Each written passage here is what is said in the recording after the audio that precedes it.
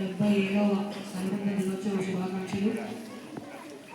ఇది ప్రజాస్వామ్యానికి ప్రతిరూపమైన అసెంబ్లీ. ఇక్కడ మనం చేసే ప్రతి చర్చ, ప్రశ్న, సమాధానం భవిష్యత్తు పౌరులుగా మన బాధ్యతను గుర్తు చేస్తుంది. సభ్యులారా, ఈ సభలో గమనించిన మొదటి నియమం: శబ్దం కాదు, సబ్జెక్ట్ ముఖ్యం. వాగ్వాదం కాదు, వాస్తవాలు ముఖ్యం.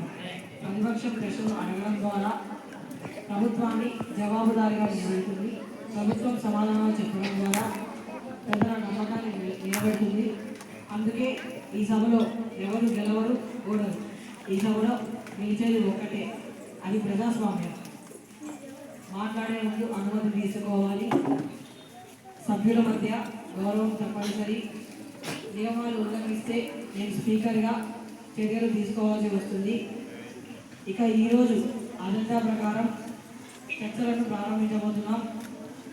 ముందుగా సభానాయకుడైన ముఖ్యమంత్రి గారిని సభను ఉద్దేశించి మాట్లాడవలసిందిగా కోరుతున్నాను.